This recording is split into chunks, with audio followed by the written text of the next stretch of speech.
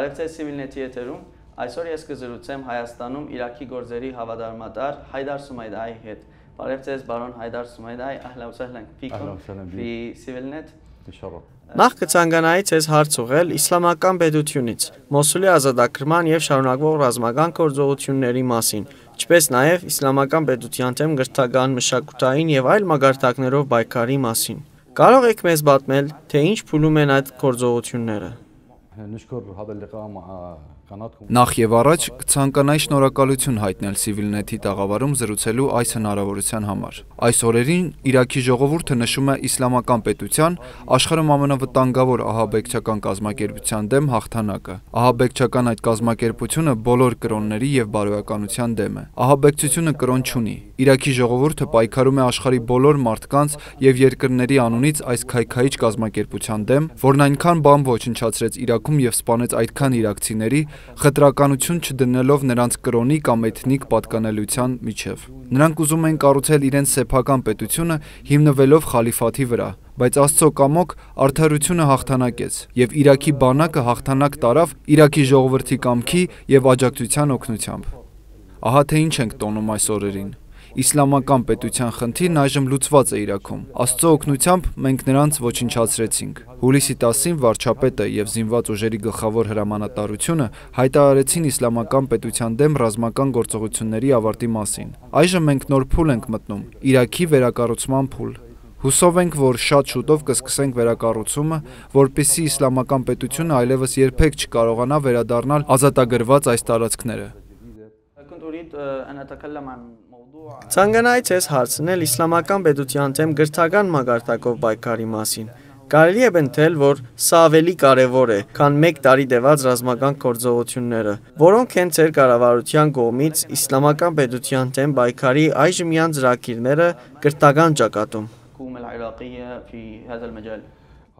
Թույլ տվեք նախ նշել, որ իսլամական պետության դեմ պայքարի միջազգային կոալիցիան մեծ դեր է խաղացել դրա դեմ պայքարում եւ մենք շնորհակալ ենք նրանց։ Մեր ընկերները մեզ շատ են օգնել։ Այժմ մենք նոր փուլում ենք, որն ունի մեր բարեկամների եւ միջազգային կոալիցիայի օգնության կարիքը ավերված տարածքները Մոսուլը, Ռամադին, Սալահուդինը, Սինջարը եւ շատ այլ շրջաններ վերականգնելու համար։ Կարևոր է նաև ուշադրություն դարձնել իսլամական պետության գործողություններից տուժած հանրության ապաքինմանը։ Օրինակ, իսլամական պետությունը զինված գործողություններում օգտագործում էր երեխաներին։ Հետևաբար, մենք աշխատում ենք կրթական ծրագրերի վրա, համագործակցելով միջազգային կազմակերպությունների հետ, ինչպիսիք են Կարմիր խաչի միջազգային կոմիտեն, ՄԱԿ-ը, Եվրամիությունը եւ այլն։ Ներկայում մեր բազմաթիվ գործընկերների կողմից առաջարկվում է աջակցություն տրամադրել Իրաքին, եւ մենք շնորհակալ ենք նրանց։ Մենք նաեւ շնորհակալ ենք Հայաստանի մեր եղբայրական ազգին, որը մեզ համար շատ թանկ է։ Հայաստանը շատ բանով օգնեց Իրաքին եւ իր ձեռքը մեկնեց մեզ։ Մենք շնորհակալ ենք Հայաստանին։ Կարող ենք եզրակացնել, որ Իրաքի կառավարությունը միաժամանակ աշխատում է հանրության ապաքինման եւ քաղաքների վերականգնման վրա։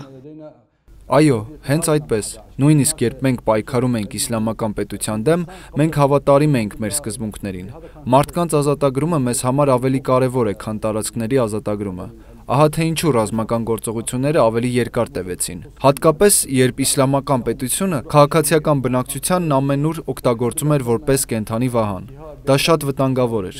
Փառք Աստծո, մենք իրավիճակից դուրս եկանք նվազագույն հնարավոր կորուստներով։ Երբ իսլամական պետությունը վերահսկողության տակ առավ Իրաքի խոշոր հատվածներ, իրաքցիները տարապում էին նրանց իշխանության տակ, բայց եզդիներին հավանաբար բաժին ընկավ Դարաբանկի ամենամեծ բաժինը։ Նրանց զոհերի եւ արևանկվածների թվականակը անցնում է հազարավոր եւ տասնյակ հազարավորներից ՄԱԳ-ը ընդունել է բանաձևեր, դատապարտելով եզդիների դեմ ցեղասպանությունը։ Իհարկե կան նաև միջազգային դատապարտումներ Իրաքում քրիստոնյաների եւ այլ փոքրամասնությունների, ինչպես նաև սուննիների եւ շիա մուսուլմանների առանց տարբերակման սպանությունների դեմ։ Սակայն թիրախավորվեցին եզդիները եւ այդ մասին են վկայում զանգվածային գերեզմանները։ Ինչ կայլեր է ձեռնարկում Իրաքի կառավարությունը եզդիներին իրենց նախնիների հողը վերադարձնելու, հանցագործներին պատժելու ուղղությամբ։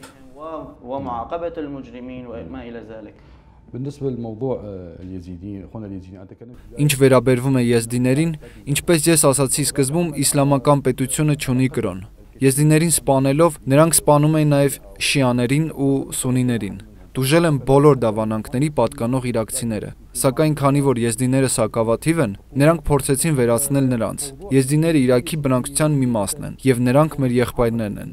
Նրանք մեկուսացված չեն, նրանք մեր քույրերն ու եղբայրներն են։ Այսպիսով կառավարությունն առաջին հերթին աշխատում է նրանց վերադարձնել վերջերս ազատագրված պապենական հողատարածքներ, քանի որ դա շատ կարևոր է։ Բացի այդ, կարևոր է ենթակառուցվածքների, դպրոցների, շուկաների վերակառուցումը, որպեսզի մարդիկ կարողանան վերադառնալ իրենց բնականոն կյանքին։ Մենք նաև մեր դաշնակիցների հետ աշխատում ենք բազմաթիվ ծրագրերի վրա, օժանդակելու եւ ռեաբիլիտացնելու նրանց ազատագրված տարածքներում, որպեսզի նրանք կարողանան նորից այնտեղ ապրել։ Ես ենթադրում եմ, որ իրականացվում է նաև քրեական հետաքննություն եւ բարձրացվում է զանգվածային գերեզմանների հարցը։ Իհարկե, Իրաքում դատարաններ կան, որոնք զբաղվում են հենց այս հարցերով։ Շատ ահաբեկիչներ օտարազգի են։ Իսլամական պետությունում կան 100-ից ավելի ազգերի ներկայացուցիչներ։ Սա սարսափելի է։ Իրաքը կաշխատի այլ երկրների հետ նրանց նկատմամբ հետապնդում իրականացնելու նպատակով։ Իրականացվում են որոշակի ընթացակարգեր։ Իսկ զանգվածային գերեզմանները Վերջերս Իրաքի կառավարությունը սկսել է արտաշիրիմել Իրաքում բազմաթիվ վայրերում զանգվածային սպանությունների զոհ դարձած մեր նահատակների մնացորդները։ Դա շատ կարևոր է եւ հրատապ։ Շատ ընտանիքներ կորցրել են իրենց երեխաներին։ Որոշ ընտանիքներ լիովին բնաջնջվել են։ Մենք շատ դժվար օրեր ենք ապրում, բայց մեր կառավարությունը այս փուլը կհաղթահարի մեր ընկերների օգնությամբ։ Քանի որ հիշատակեցիք բարեկամների մասին եւ մինչ այդ վերակառուցման հարցում Հայաստանի ունեցած դերի մասին, կարող եք նաեւ մեզ ներկայացնել երկկողմ արևդրի, գյուղատնտեսության համագործակցության հերանեկարների եւ Իրաքի ու Հայաստանի միջև շաբաթական դրիչքների մասին, որոնք են այդ հարաբերությունների առավել հետաքրքիր մասերը, ինչ աբակա ունեն այդ հարաբերությունները։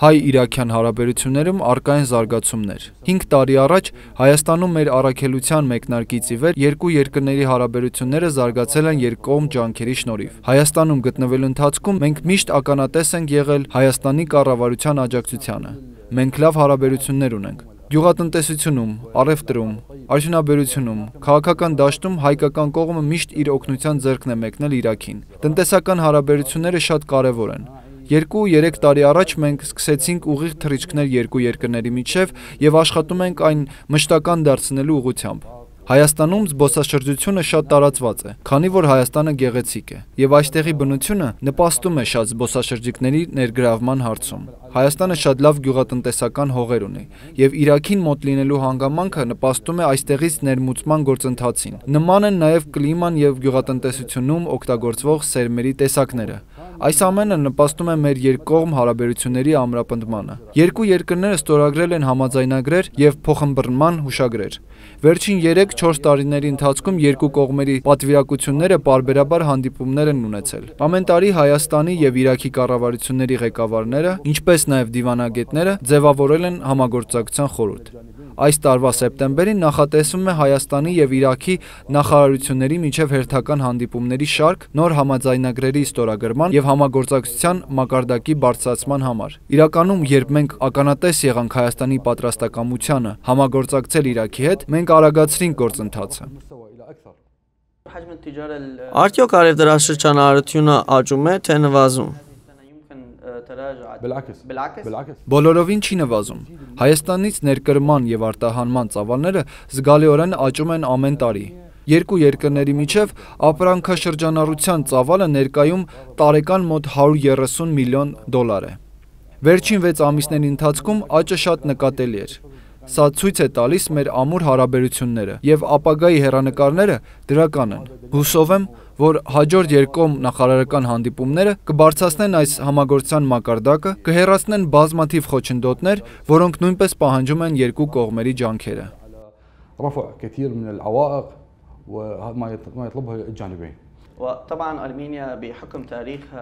Ինչպես հայտնի է, Հայաստանը նույնպես տուժել է պատերազմներից, կոտորածներից եւ ցեղասպանությունից, եւ այդ առումով Հայաստանը կարող է համագործակցել Իրաքի հետ, օգնել իրաքցիներին հաղթահարելու պատերազմի հոգեբանական հետևանքները։ Դա կարող է ավելանալ արևդրի, գյուղատնտեսության և քաղաքական ոլորտներում արդեն իսկ աճող համագործակցությանը։ Մեր երկրում ձեր առաքելության ավարտին ո՞րն է Իրաքի և Իրաքի ժողովրդի ուղերձը Հայաստանին։ Առաջին հերթին, օգտագործելով այս պատվավոր ալիքը որպես ամբիոն, մենք մեր շնորհակալությունն ենք հղում Իրաքի ժողովրդին, հատկապես Իրաքի հայությանը, որոնք մեր ժողովրդի անբաժանելի մասն են, ինչպես նաև մեր բոլոր ընկերներին, որոնք օգնեցին Իրաքին, այդ թվում իհարկե Հայաստանին։ Հայաստանը բազմաթիվ առումներով առաջինն էր, այն աջակցում էր մեզ տնտեսական, քաղաքական և այլ միջոցներով։ Ես կցանկանայի մեր ջերմ ողջույնները հղել սիրելի հայ ժողովրդին, ով օգնում է մեզ վերականգնման և վերակառուցման հարցում։ Վերականգնման գյուղատնտեսության և տնտեսական ոլորտներում Հայաստանն ունի շատ լավ պատմություն և փորձ։ Ցանկանում ենք, որ այս փորձը կիսվի և զարգանա, լավ արդյունքներ տա ինչպես Իրաքի, այնպես էլ Հայաստանի համար։ Մենք նույնպես ցանկանում ենք տա շնորհակալություն հարցազրույցի համար, հույսով ենք հետագայում ևս առիթ կլինի շարունակելու զրույցը զարգացող հարաբերությունների և Իրաքում ու տարածաշրջանում իրավիճակի մասին։ Շնորհակալություն։ Շնորհակալություն մեզ հետևելու համար, շարունակեք հետևել Civilnet-ին։